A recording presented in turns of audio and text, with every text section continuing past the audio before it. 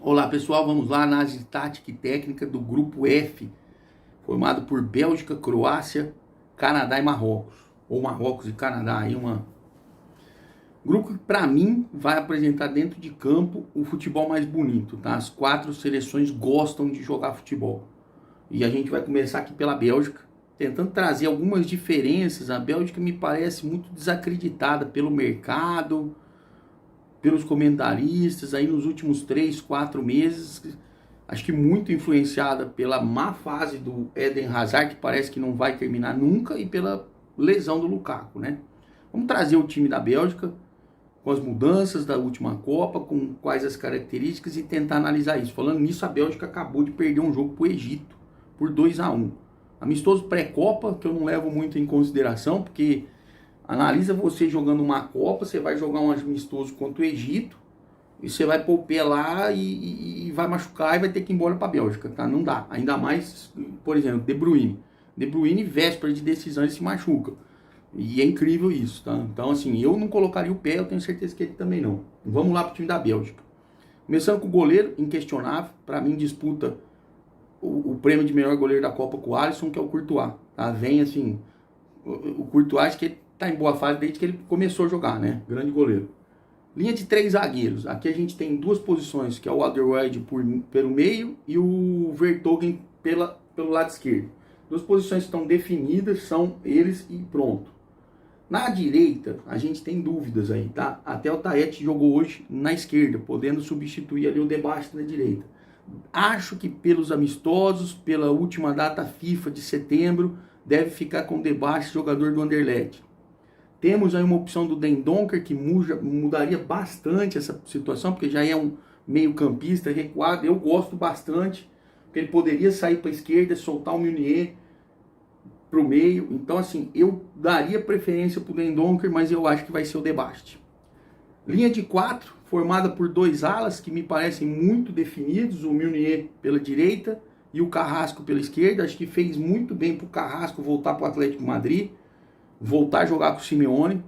O nível de futebol do Carrasco melhorou muito, tá? Então, acredito que esse lado esquerdo continue sendo um lado muito forte, mas a gente precisa do Hazard melhorar, tá? Mas vamos lá. Continuando o time, os dois volantes.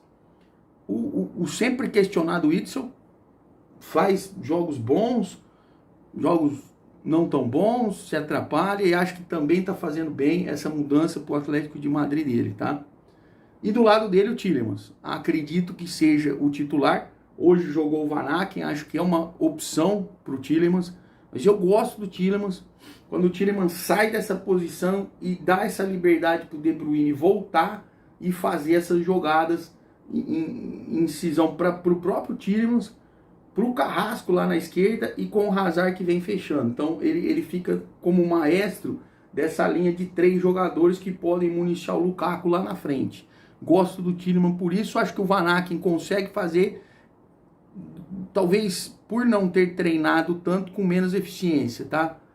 E aí na frente, para mim, se a Bélgica jogar o que eu espero que jogue, eu acho que ele disputa, para mim, é um dos grandes meias geniais do futebol mundial hoje, que é Kevin De Bruyne, né? Um jogador diferenciado, que está em boa fase, que chega sem lesão. Eu tenho até medo de falar, e eu ouvi aqui que ele lesionou no jogo. Então é um grande jogador. É difícil você tirar muito de um time que tem De Bruyne. Do lado dele, se a gente tivesse o Eden Hazard de 2018, seria muito bom. Mas o Eden Hazard tem uma característica muito interessante. Ele não consegue jogar no Real Madrid e ele joga na Bélgica, tá? Ele fica 50 jogos sem jogar no Real Madrid, mas ele consegue render pelo menos o mínimo que se espera dele na Bélgica. E aí a gente chega num ponto crucial para inserir a Bélgica dentro desse grupo, inserir a Bélgica dentro da Copa, e inserir a Bélgica dentro do futebol mundial atual. Em que condições está Romelu Lukaku?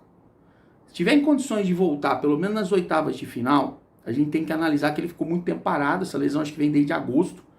A gente vai ter oitavas de final em dezembro, são 4 meses parado. É um jogador de porte físico avantajado. Quanto da forma física ele volta, mas quanto da forma física ele traz. Então, quando eu falo de Romelu Lukaku e falo dessa lesão, eu entendo aquela odd que eu questionei de 21 para a Bélgica ser campeã, tá? A gente tem que saber como é que tá o Lukaku. O Lukaku hoje nem no banco ficou, no amistoso.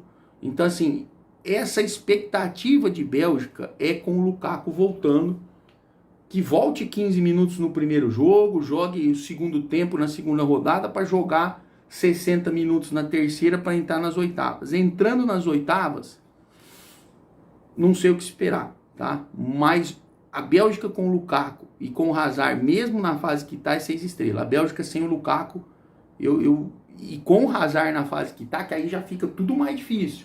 O Lukaku na frente de um Hazard mal é uma coisa, um Batshuayi na frente de um Hazard mal é outra coisa. Então, assim, eu acho que não perde só o Lukaku. O Hazard cresce vendo o Lukaku lá na frente, tá? E vê outro jogador. O Batshuayi foi uma decepção nesses 4 anos. Acho que ele teve toda a chance do mundo para virar substituto à altura e não conseguiu, tá? Então, assim, isso ainda é um agravante. Mas a Bélgica vem forte, vem, na minha concepção de entender futebol, favorita a levar o grupo e favorita a ir longe. Só que lembra que a gente já falou, a Bélgica deve ter um caminho difícil. No chaveamento, Bélgica passando em primeiro, que é o que eu acredito, pega de cara a Alemanha ou Espanha. Então, não vai ser fácil, mas eu acredito nesse time da Bélgica indo mais longe, tá? Depois desse time da Bélgica, vamos para a Croácia. Croácia que mantém alguns remanescentes do último vice-campeonato e traz algumas boas novidades, tá? Um time que vem nessa Copa com a base mais estruturada. Parece que o encaixe do esquema da Croácia vem mais montado, mais estabelecido do que há 4 anos atrás. Começamos aqui com o Livakovic, goleiro do Zagreb, do Dinamo Zagreb. Dinamo Zagreb fez bons jogos na Champions, deu uma rodagem maior para esses jogadores, até vou citar alguns ali na frente, que foi importante isso, tá? Croácia que deve aparecer aqui num 4-3-3, então jogaria com 2 laterais, o Juranovic do Celtic na lateral direita e o Borna Sosa do Stuttgart na lateral esquerda. O Juranovic, um jogador mais de contenção, não vai avançar tanto, vai dar esse espaço mais, um meio, um jogador bom de bola. E lá do outro lado, eu acho que o Borna Sosa é um jogador de incisão para avançar, tá? E para conseguir fazer cruzamentos muito bons. O problema é que aí ele pode chocar ali com o Perisic, que deve fazer esse corredor também, tá? Então a Croácia vai ter que trabalhar isso, que já não tem problema do lado direito. Tem 2 jogadores bons, o Perisic, que é um monstro, vai e volta, jogador sensacional, tá? Teve um momento muito bom na Inter de Milão, tá se adaptando no Tottenham, mas é um jogador muito importante, mas a gente vai falar mais dele lá na frente. Dupla de zagueiros, eu vejo o Gvardiol do Leipzig surgindo com essa nova geração, muito estabelecido ali, é o dono da zaga, tá? É um jogador de 20 anos, se eu não me engano, que vem muito bem no Leipzig e é uma segurança para esse time da Croácia na zaga. E a gente lembra dos zagueiros da Croácia, né? Vida, Lovren, até estão na Copa, mas não em condições de jogar, já com 33, 34, 35 anos de titular. E aí vem o problema, tá? Na esquerda, a gente teria opção, na direita, né? Do Lovren, até do Vida, mas eu acho que entra o Sutalo aí, jogador do Dinamo Zagreb também.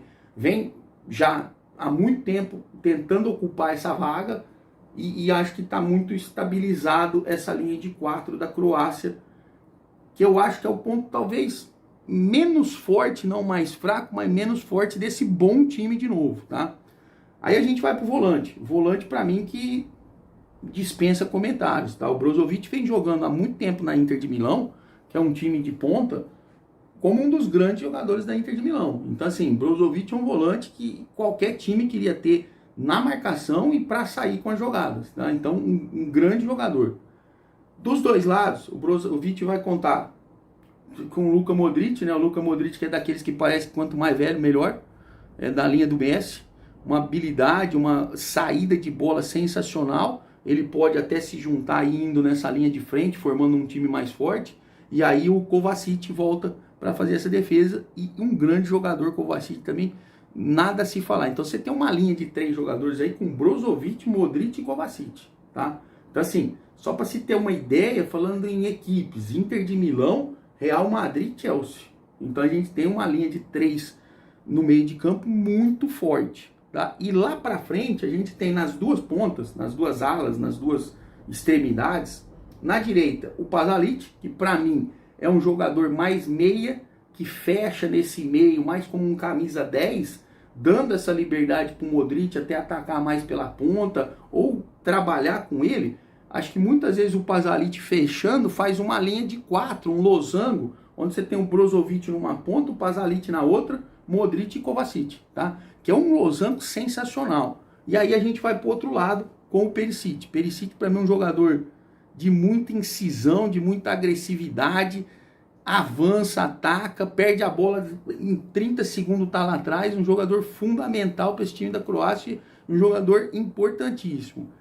Aí a gente chega no centroavante. Que saudade de Mandzukic, tá? Mandzukic, a única coisa que ele fez errada no futebol, acho que não foi não ser jogador do Corinthians. Que jogador, você via ele jogando zagueiro. Eu lembro na Juventus, quando chegou o Higuaín, se eu não me engano, roubou a posição dele, todo mundo achava que o Mandzukic tinha acabado e teria que se virar em outro time. Não, ele virou lateral, ele virou zagueiro, ele virou volante, ele estava em todo lugar do campo.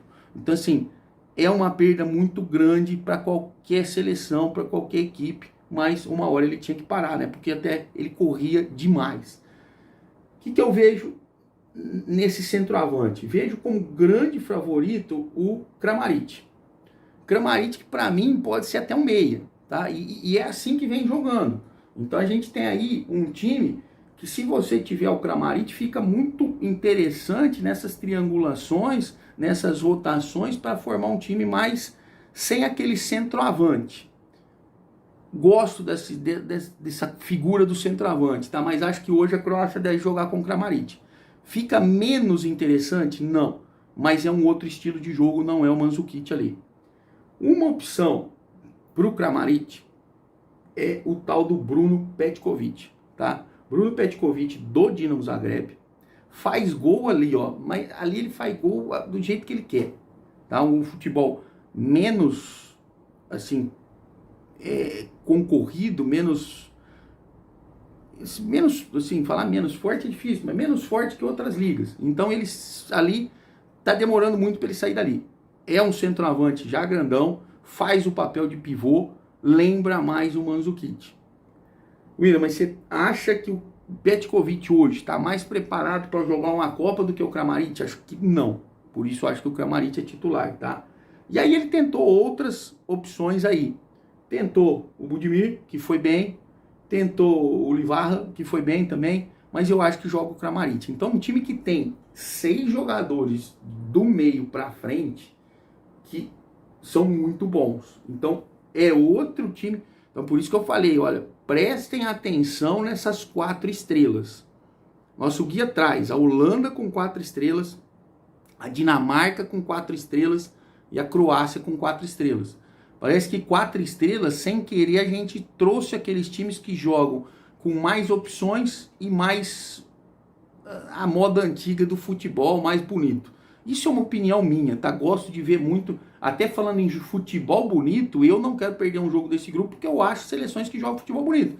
Até as duas que são teoricamente mais fracas, que a gente vai falar agora, que são Canadá e Marrocos, tá?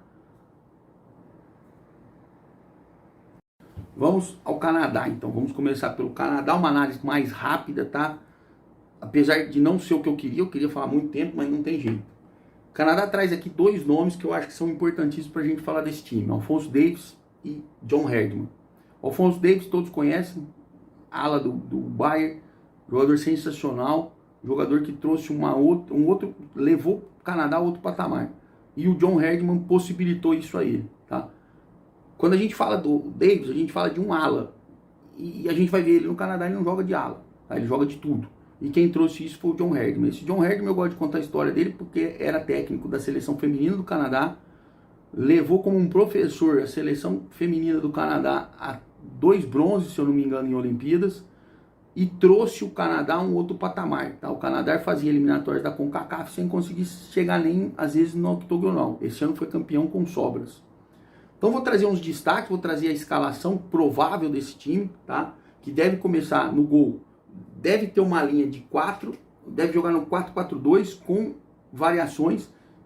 Vocês já perceberam que aí eu gosto disso dentro do campo de futebol, tá? Variações com as mesmas peças e variações trocando peças te dão mais oportunidade de surpreender o adversário. Então vamos lá. Borjan deve ser o goleiro do Estrela Vermelha. O Canadá deve começar nessa linha de 4 com Johnston na lateral direita, jogador do Montreal, da MLS, tá? Deve ter na zaga, aqui já os destaques para 2 portugueses, filhos de portugueses interessantíssimos nesse time. O Steven Vitória, que deve jogar pela zaga do lado direito, joga no Chaves de Portugal. E o Kamal Miller, que também joga no Montreal na MLS. E aqui um nome, que eu acho muito interessante citar esse nome, tá? O Adekujbi. Foi ele que possibilitou, junto com o John Herdman, o Alphonso Davies ter essa variação muito interessante nesse time. Porque ele chegou na lateral esquerda e falou, a lateral esquerda é minha, você pode jogar onde você quiser. E vem jogando bem, jogador que joga no futebol turco, no Hatayspor. À frente dessa linha de 4, nós temos os 2 volantes, tá? Que de volante não tem nada, porque um deles é o Stephen Eustáquio, que é jogador do Porto, com rodagem no Porto, jogando vários jogos, quase um titular, e é de onde a bola vai sair para distribuir naqueles 4 jogadores que vão fazer uma bagunça ali na frente, tá? Do lado do Eustáquio tem um jogador muito interessante que é o Atiba Hutchinson, jogador do Besiktas, que está vindo de uma lesão e é daqueles jogadores que já tem uma idade para abandonar essa geração e que nunca esperava estar numa Copa e está lá graças a Alphonso Davies e John Herdman, tá? Um jogador muito interessante. Nas 2 alas, a gente pode falar do Lareia, que pode ser uma opção ao Johnston, tá mudando de esquema, e aí se o Lareia jogar no lugar do Johnston, o Johnston pode fechar como um zagueiro, ou mesmo jogando com uma linha de 4, a gente tem o Buchanan, que é jogador do Clube Bruges, jogador muito interessante para estar nesses 4 que vão, acho que, tentar infernizar a vida de zagueiros ali. O outro na ala esquerda é o Alphonso Davies, esse não vai tentar infernizar, ele inferniza a vida já há muito tempo. E lá na frente a gente tem Jonathan David, jogador que foi fundamental, foi protagonista no time do Lille, na Liga Francesa, tá? Então, um jogador muito interessante.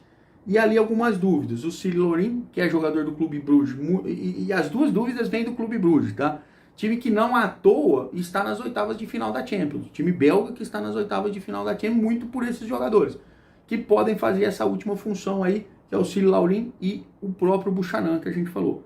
Time que vem para incomodar, time que a gente tem que saber como vai jogar perante seleções tecnicamente melhores. Mas é um time que dentro da CONCACAF fez partidas muito boas. Então é para mim o time mais forte, mais arrumado taticamente, que consegue bagunçar esses esquemas táticos com muita organização. Então é isso mesmo, é uma bagunça com organização que faz do Canadá para mim o time mais interessante da CONCACAF. E já está subindo, tá? Já está com 1,8 estrelas. Então até eu terminar o vídeo vai para 2. Vamos ao Marrocos. O Marrocos, a gente também, quando vai falar do Marrocos, não dá para falar do Marrocos sem Ziyech e sem o, vamos aqui para não errar o nome dele, tá? O Halilhodžić, técnico do Marrocos até setembro.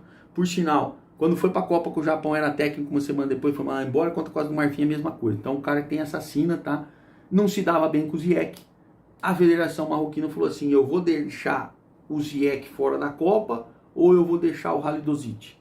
Deixou o Halilhodžić, tá? O Ziyech vem para a Copa e junto com ele vem o Mazraoui.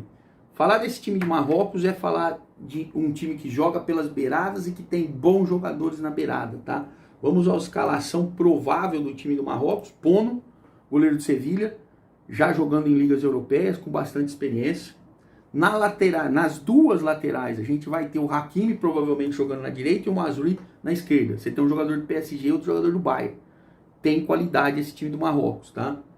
Depois você tem o Saïss, que deve ser o zagueiro pela direita no Besiktas, e o Aguerd era o esperado, jogador do West, foi negociado com o West Ham agora, mas está lesionado, não sei se vai ou não. Devemos ter o Dari do Brest, tá?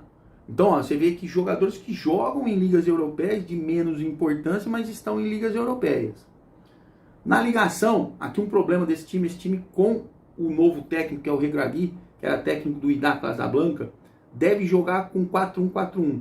Quando você joga com 4-1-4-1, você tem que tomar muito cuidado na distância da compactação desse seu time nessas 2 linhas de 4.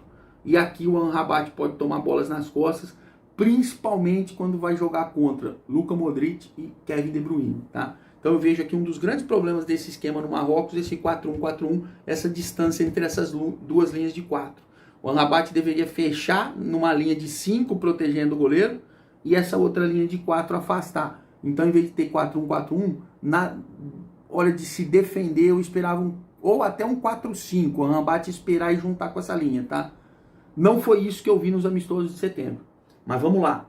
Continuando, essa linha de 4, onde a gente teria os dois volantes ali, meia, o Onari e o Amalá, tá? Jogadores do futebol francês e do futebol belga, e pelas beiradas do campo, os dois jogadores que podem diferenciar. O Ziyech, tá? Jogador do Chelsea hoje, e o Buffal. O Buffal é um jogador interessante, falar dele rapidinho, que é o jogador mais inconstante, acho que um dos jogadores mais inconstantes da Copa e do futebol mundial.